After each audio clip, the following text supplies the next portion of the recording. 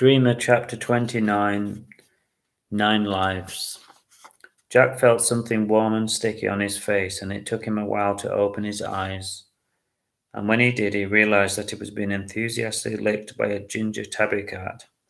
It wasn't an entirely unpleasant morning call. He slowly rose to his feet and looked round. He was surprised to be sat on a small bale of hay in the middle of a field.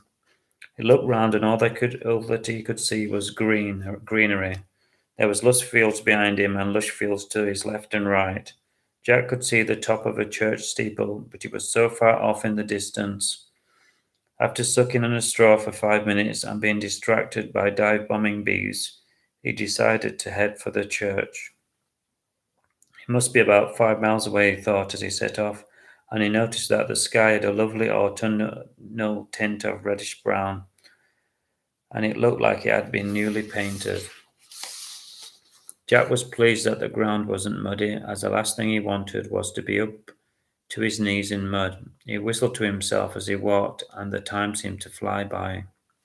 He was a happy man.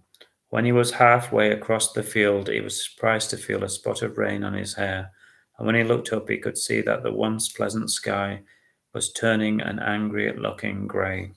He wasn't wearing a hat and he didn't have a raincoat, but he wasn't worried until a trickle of rain fell on him. Best hurry, he said to himself, and he hoped that the church would offer him some shelter.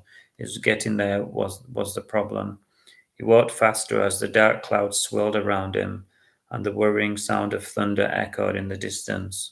Then the heavens opened. Damn, he said, and he looked into his bag, and he found a magazine, which he placed over his head.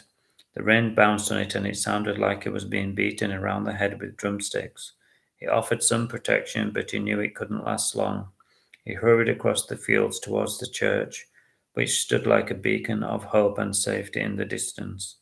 He judged himself to be about a mile away, and he was looking forward to being warm and dry, and the sandwiches in his rucksack seemed to grow in importance with his hunger pangs.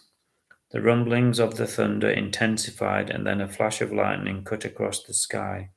It was getting worrying. The lightning was getting closer, as if it had a personal vendetta against him, and he knew that the magazine offered little protection. The rain began to hammer down, and it was turning to hail. He was now only half a mile from the church, and he couldn't wait to rest there and dry his soaking clothes. Lightning came with more frequency, and it was beautiful but frightening. He quickened his step, and then he began to run, but it was too late.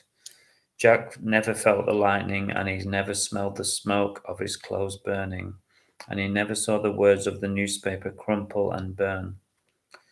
The bees carried on buzzing and flying around, and the rain eventually stopped, and a beautiful rainbow hung over the field. Jack didn't see that either. Life continued without him.